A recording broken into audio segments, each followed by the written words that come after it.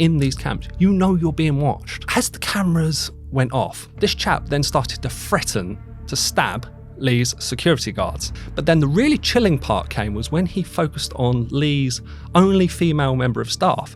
And he basically said, I'm going to take you to the UK with me. The team got out as quickly as possible. They have no idea that they're going to potentially die in the channel. The smugglers know that, but they don't care. They lie.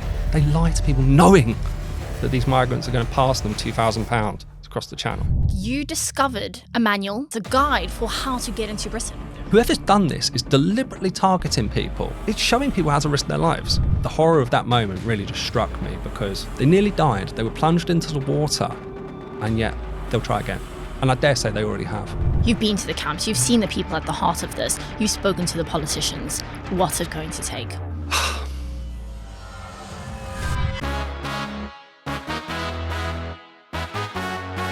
Hello and welcome to the Daily Expresso. Thank you, as always, to our sponsors, Pure Gold, for supporting this episode, where I'm joined by Michael Knowles, our fantastic Home Affairs editor. So, Michael, you were on the ground when Lee Anderson, Reform UK's MP, was ambushed by a migrant. Talk me through that. So a trip to Calais is always a complete assault on every sense that you have. And when we were in this camp, all you could smell was burning rubbish. And migrants very quickly in the camps basically see you as someone who can help them. You're a vehicle, for the want of a better phrase, for them to get to the UK. So while Lee is wandering around trying to talk to people about why they want to come to the UK, one particular 22-year-old Somalian came up. Now, he was insistent that he wanted to get to the UK, and specifically Edinburgh. So his team, Lee's team, were recording this as part of their latest campaign, if you like. And then as the cameras went off, it started to get really quite edgy, because what happened was this chap then started to threaten to stab Lee's security guards. Now, these are all former SAS guys, so there was quite an atmosphere, and they were very much on the lookout for any kind of conflict anyway. But then the really chilling part came was when he focused on Lee's only female member of staff. And he basically said, I'm going to take you to the UK with me, inferring that he was going to kidnap her. And this led to a really strange set of affairs where then effectively the team got out as quickly as possible because it's no longer safe for us to be there. And once we got on the bus, there was a situation where this migrant kept trying to get back on the bus. So he came round to the door, was trying to get on. He wants to go to the UK. I want to go to the UK. And he just wouldn't accept it. So security had to get off and push him away. Then he walked round the front of the bus and started banging on it, saying, I'm coming, don't go without me. And eventually other migrants had to lead him away. It was quite a startling scene, to be honest. But to people that have been there before, it's not surprising because there is quite hostility in the camps, particularly towards women. And particularly when they see cameras, they play up to it. And there is a lot of aggression there, unfortunately. The thing that struck me there is you said that he knew exactly where he wanted to go. He wanted to go to Edinburgh because he liked it. Do you think that kind of shatters this narrative that these are helpless refugees who are just looking for refuge anywhere? It seems quite specific and targeted. To an extent, because I think what happens is that the smugglers sell them a dream. If you look at a smuggler's TikTok account, they're like tourism videos. They are clips of Big Ben. They're of the most luxurious point you'd see in any holiday brochure. And they're often accompanied with related music. So it sells these migrants a real vision of what they could have. And so they believe that's what they're going to. They have no idea that they're going to potentially die in the channel. And then when they do get there, they're going to get, in some cases, grossy hotels and then be put into, say, Wethersfield Asylum camp. They have no idea that that's their reality. And so they believe that they are going to a certain place, to their dreams where they can do what they like. And very often that dream isn't the reality. And the smugglers know that, but they don't care. They've admitted that to me. They lie. They lie to people knowing that these migrants are going to pass them £2,000 across the channel. It's a money-making scheme, though, isn't it? It is. Ultimately, they're not too fussed about the lives at risk. No, not the at money all. going into their pockets. How much does it cost for a crossing? Like, how much are these smugglers raking in? Like any business, it varies. So let me give you an example. So last week, there was a horrific tragedy just off the coast of Boulogne. A boat carrying 173 people sank. and somehow miraculously nobody died. It is a minor miracle how nobody did.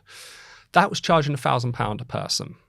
Now, we know from experience that that does vary. Sometimes it's 2,000, 3,000. It's like any business, to be honest. The smugglers adjust their prices based on demand.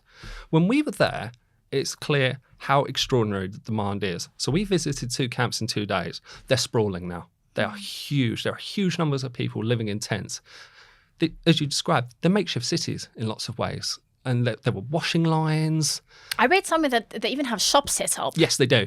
So you can buy SIM cards there, which has been in the news recently and caused lots of controversy. You can buy cigarettes there. And to be honest, we know that the gangs operate around those shops. They use it as a way to suck people in. And it's hard to stress, but when you're in these camps, you know you're being watched. It's very chilling because the smugglers operate spotters. So they're looking for journalists, for police, for undercover operatives. They're always there. And there's always a drone flying overhead. You can hear it. But the smugglers don't care. They don't care because it's, as you say, so easy to make so much money from it. But I guess also there's no ramifications either. No. I mean, there was a case 2 weeks ago where a smuggler launched a taxi boat and then just walked back up the beach past the police. They did nothing about him.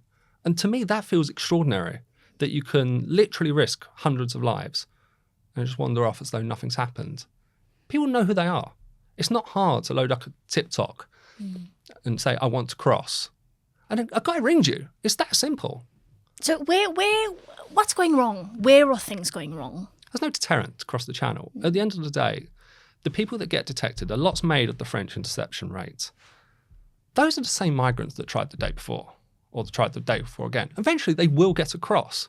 So the problem is that the business model is never being broken because they know that eventually they will reach the UK. They know eventually they will get a hotel. They'll live there for a few years. And now the biggest scandal of all is they're being moved into HMOs. So that centralised problem of having migrants in hotels is now becoming, they're just undetected in the communities. And to me, that feels like a lot bigger problem. But they know this. And so there's nobody stopping them. The French don't take any passport details. They don't take any identification when they find people. And they just guide migrants to the boats. So I want to talk about this because on your most recent visit, you discovered a manual. Yes. In 16 languages, essentially a pamphlet, a guide for how to get into Britain. Yeah. Talk me through that moment. So that pamphlet was distributed by one of their NGOs that's operating out there. There's lots of charities that work out in the camps. And essentially this leaflet had information on how to, quote unquote, cross the channel safely. There is no crossing the channel safely in those dinghies. They're made out of the same material that they make out of children's bouncy castles. So if you imagine putting your child on, that's what 170 people are in the channel. Now this was in Pashto, Farsi, French, various other languages, Arabic. They're the biggest channel migrant cohorts. So whoever's done this is deliberately targeting people. And it explains things like the wave size, the minimum wave size, or the maximum, wave size that you can travel on. I mean, that's mind-bogglingly callous because it's showing people how to risk their lives. What did you think when you found that, when you picked that up and understood what you were reading? In some ways I was shocked, but in other ways you see how it operates out there and it just feels completely part of the ecosystem there. There are people that it feels like are trying to help people cross. And I think what really shocked me the most was the range of languages. I expected to see 1 or 2. I didn't expect to see 16. Now, this is something that Lee mentioned, Lee Anson. There was a QR code on this document. If you scan that QR code, which we did, you can follow it through to YouTube videos that then tell you how to claim asylum. So it was an end-to-end instruction set. This isn't just how to cross the channel. This is how to completely game the system to get through past border force to the UK. And it was done in like a cartoon format, as though somehow to desensitize how serious this is. And the main picture was Luna House, which is one of the immigration centres just near Gatwick. So it felt so organised. And the way these gangs operate, the smuggling gangs, I should say, they're different to drug gangs, but they are so organised. And you can feel the scale of the operation with the way it's going now, the way they're spreading further south. They're launching from Normandy. They're launching particularly in a place called Dieppe at the moment. For 5,000 years, empires have risen and fallen. Currencies have come and gone, some of them in our own lifetimes. But for 5,000 years, one thing has never been worth nothing. Gold. There's a reason people keep coming back to it. And the Pure Gold Company, which was voted the UK's best gold broker, makes owning it so simple. Tax-free gold coins from their partner at the Royal Mint with friendly one-to-one guidance at your pace. There's no jargon, no pressure, no hard sell.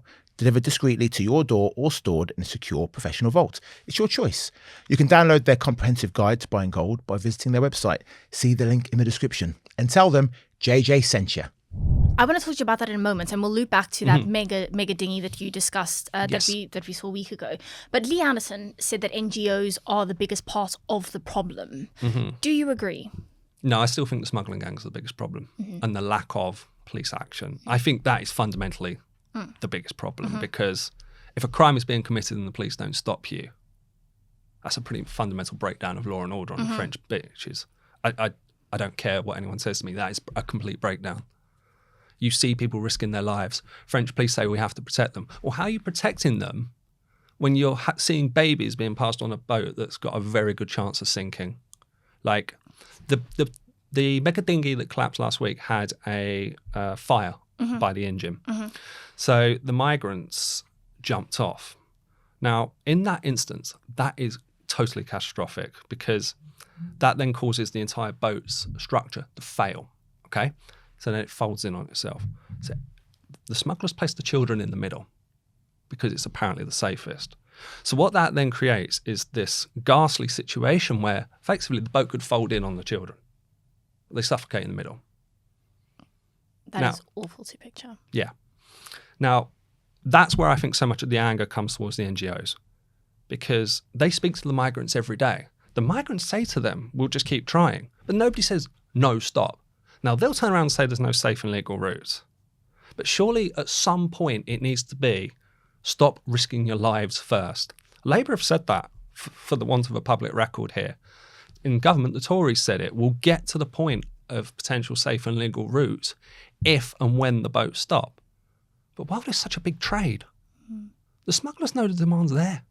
They're never going to stop. How close did we get last week to a mass casualty event? Very. I got told that the people on board had burns very early doors. So that was how we knew how serious it was.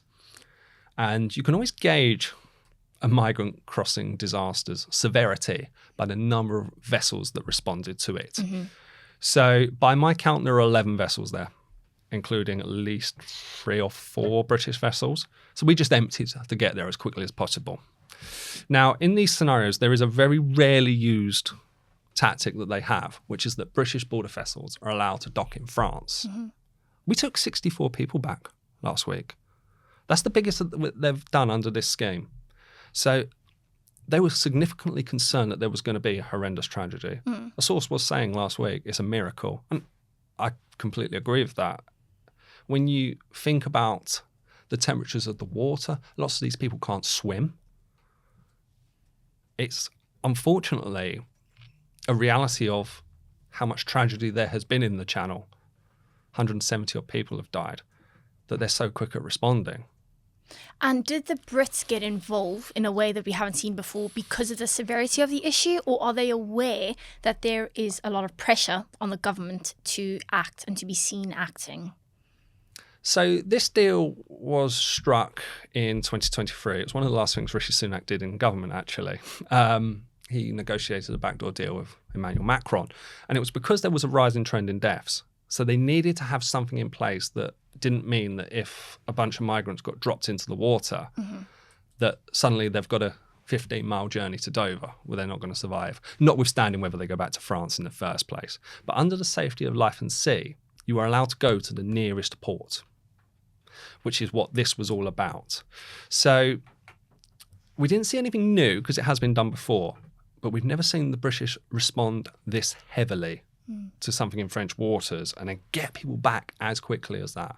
And we were on scene. We could see them coming off in the foil. They were wrapped in foil and brought out. And there was a bus that went past us, and it was some of the people that were rescued. And it stuck with me. I'm a father. And there was a mum sitting with her baby in her arms. And the horror of that moment really just struck me, because they were saying not 12 hours later, they're going to attempt again. They nearly died. They were plunged into the water, and yet they'll try again. And I dare say they already have. Well, today we've seen a record for the number of people crossing in a single dinghy. I mean, you get mega dinghies, and then you get mega dinghies. Yeah. Something has shifted. There are Yes. a higher number, a higher average number of people in small boats now. Mm-hmm. And why is that? So since this crisis has begun, the smugglers have always looked for the biggest boats they can get. They order most of them from China. And basically what's happened is that the crackdown in Calais and Dunkirk has made it more difficult for them to get their boats, which are known to be stored in warehouses in Germany. So they're on the west coast of Germany, places like Dortmund, Essen. They rush them across. It's only about an hour and a half's journey. That's become a lot more difficult because the intensification around Calais and Dunkirk has become so extreme. So all they've done is move down. So then, because they know they're struggling to launch as many boats, they've gone a lot bigger. And this is where you hear the phrase taxi boat. What it does is it launches in a canal. So France has lots of quite wide canals that run out to the channel. They launch in there and they go up with maybe 2 to 5 people on them. It's basically a smuggler, his friend, and then a couple of others. They go up and effectively have pickup points along the coast. So this one last week launched 18 hours before. It went all the way up and then caught fire off Boulogne. So that's how it's changing. These smuggling gangs are using bigger boats and they're sending them further. So to me, that feels like it's leading to a perilous new phase in this crisis. This mega-dinghy crisis, if you like, is going to lead to more deaths. It's hard to escape that vision, because when they were launching from Calais and Dunkirk, you couldn't get it in the water without the French being there. Notwithstanding they didn't do anything, but they were there. But if a boat is travelling 15 hours, I can't imagine the structural integrity of that boat, notwithstanding there's 2 bits of plywood onto a thin bit of rubber. It's going to get ripped to shreds. And puts more lives at risk. Far more lives. And earlier you mentioned how the demographics have shifted slightly. So you described a mother holding her child.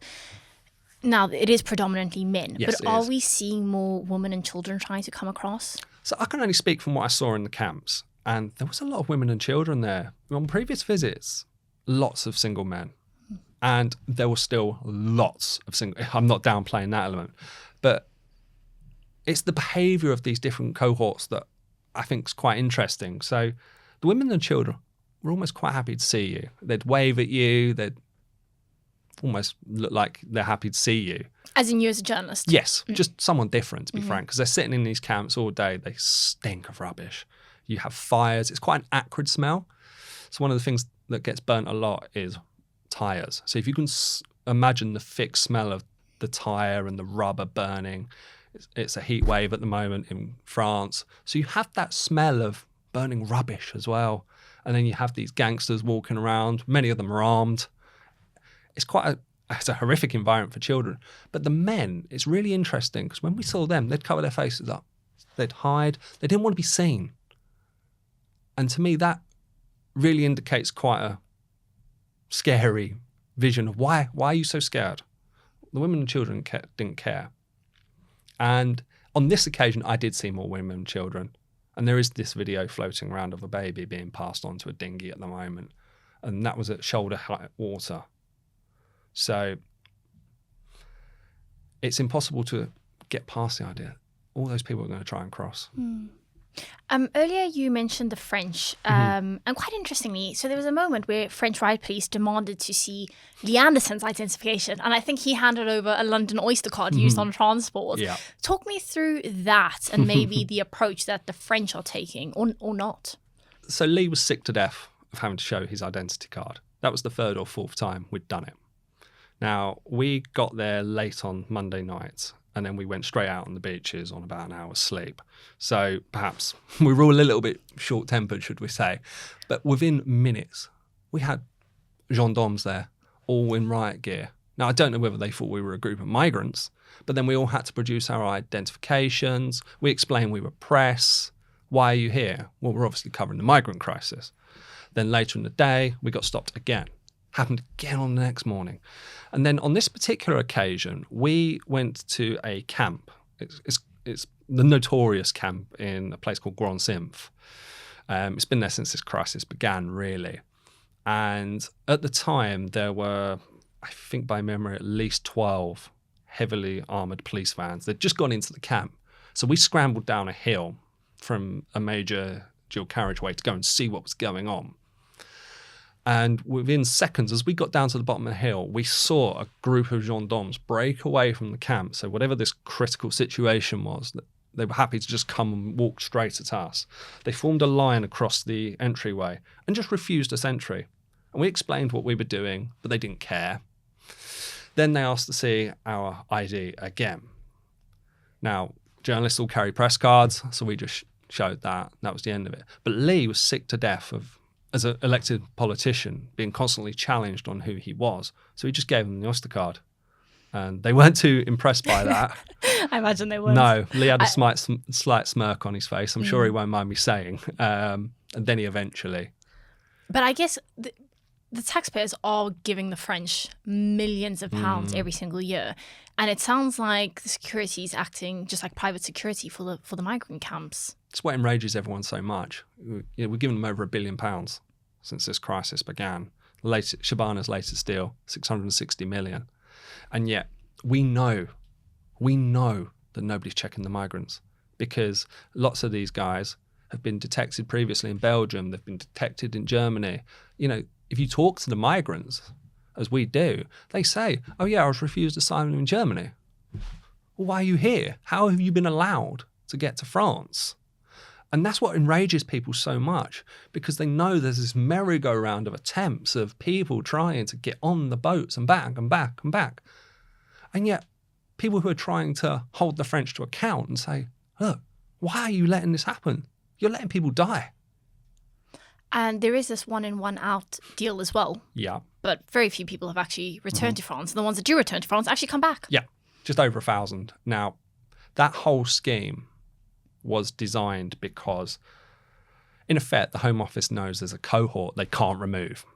So these are people, as we've spoken about in Daily Express investigations, you've got people from Afghanistan, Somalia, Eritrea, Sudan, Iran. These are cohorts that basically the Home Office can't deport due to human rights laws, that these countries are deemed unsafe. So that means we can't return, prohibited by the ECHR. So that's led to a situation where Labour had to think outside the box after they canned the Rwanda deal, which was set up to deal with this issue.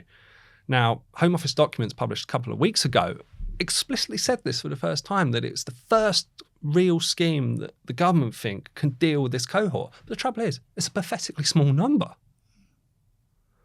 You know, you talk about 1,000 since the scheme began a year ago. Well, since then, 30-odd thousand people have arrived. So it doesn't work. So what do you think will work? I mean, you've written hundreds, if not thousands of stories on this issue. You've been to the camps. You've seen the people at the heart of this. You've spoken to the politicians. What's it going to take? I think it has to be a complete, if you get here, you can't stay. I really think it has to completely break the model. A lot's made of Tony Abbott's scheme in Australia. That was 100%. If you cross by boat, you cannot stay under any circumstance. You will be returned. And that had the agreement of the Philippine government. They knew that that's what would happen. And I think it will come down to that. And you've seen, if you look at the bigger picture in the Ceuta crisis down in Spain, you've seen an attitude shift in Europe here, because Italy was furious with the Spanish for being so weak on this. And to be fair, the Spanish have hit back and pointed at Lampedusa, which is a problem for Maloney as well. But it's that hardening of borders, I think, that's coming. And people are starting to see that there has to be, to show the smugglers this doesn't work, to show the people it doesn't work, they have to be returned. And if you can't return them to Afghanistan, because I accept that, particularly around Afghanistan, there are some tricky issues. So there has to be a third country route. And to me, I think that is where the entire thing is shifting. You're going to get to a point where there's return hubs. You're going to get to a point where countries like Germany are just returning people back to Afghanistan. The UK has indicated that they're going to start returning more to Syria. You'd imagine there will be a journey on that in Afghanistan as well. So I think that's where it's going to go. It has to be a dramatic increase in returns, and you have to stop more of the boats reaching. Do you think we've reached the peak of this crisis, or do you think it's just going to get worse? I think it will get worse because I think they're bigger boats. And I think that once... The things about smuggling gangs is that they're very innovative. I hate describing them in any way that isn't evil, to be honest, but they're very innovative. They will work solutions out to these problems. Because if they can't get them in a boat, they'll put them in a lorry. Yes, which seems to be back in fashion, dare I say. It's always been there. But the problem with the Channel crisis is that it's so in your face. It's impossible to ignore. Now, the problem with this, and I think this is a huge problem for Andy Burnham, is because he's come out and said Labour's plan to stop the small boats is working. Okay, well, you're not stopping the big ones, are you? They're bigger. And the big boat crisis. No, and it didn't take a whit of organised crime to just move down a little bit.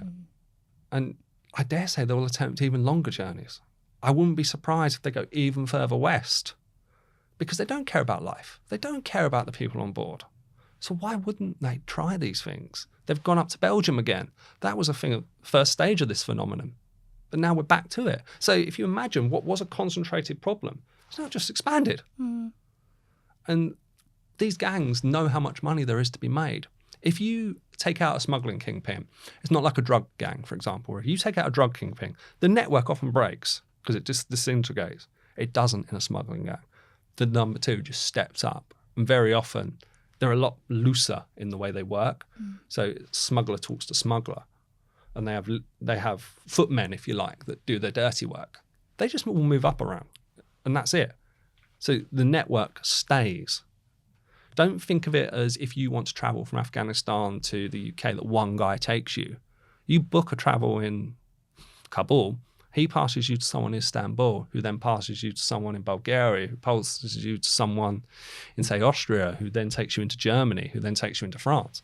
It's an extended network of people, all linked together. Right, a quick pause in the podcast to tell you about our sponsor, Incogni.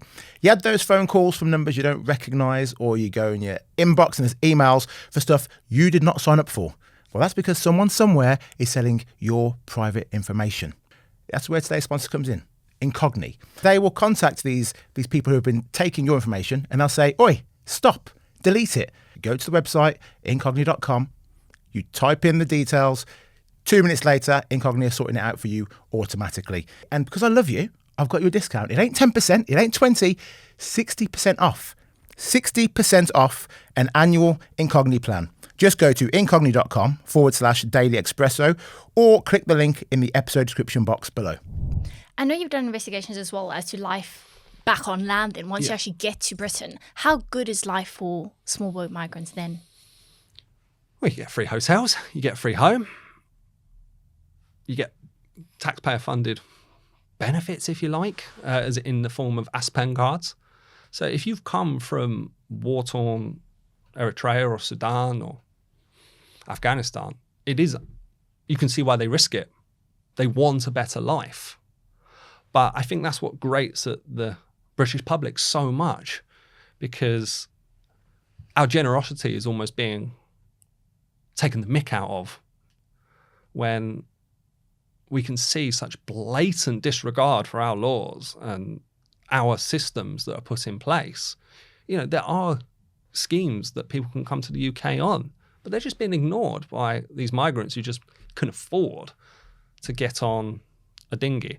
Now, when you look at lots of these people, it's uncomfortable to say, but lots of them are economic migrants. They want a better life. They're not always fleeing persecution or war. And it's hard because you do feel sorry for them. You do feel sorry for them. You're a human being. You have to feel sorry for these people. But it's also not always what they're claiming either. And that's one of the things that the video that we uncovered in the camp shows. It talks about how they need to find evidence for their stories. It was almost like a coaching of how to hang on in the asylum system. There are people with perfectly legitimate claims. Of course there are. But there are lots of people that play the system, I think, is a good way to describe it in terms of, because all the time that they're in the appeal system, 4 years, that's hotel, that's HMO. And why that's so crucial, and it's a point that not a lot of people think about too much, but it's something that comes up in my investigations, is the longer you hang on in the UK, the stronger your ties are. You might fall in love. You might have a child.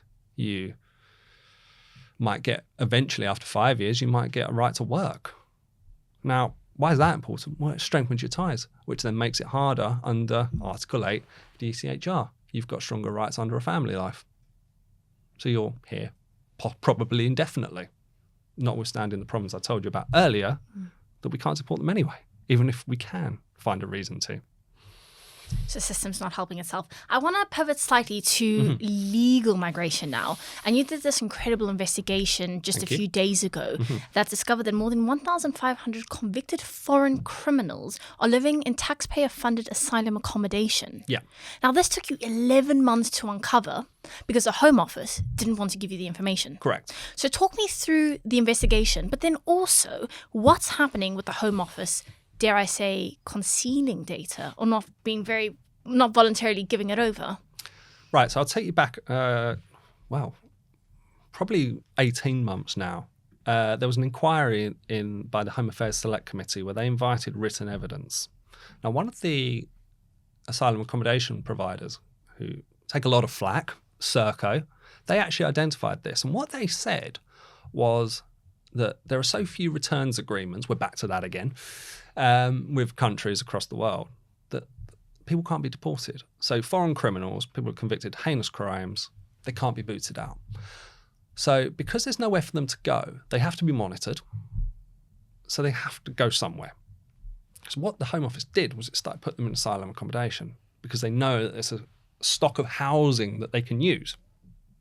Trouble is that number's grown. It's now 1,500. But the fight we had to get that information was extraordinary. So we used freedom of information laws pretty much as soon as Serco said that. We wrote to them and said, look, how many have you got? Expecting this to be quite a simple piece of information. Embarrassing, yes.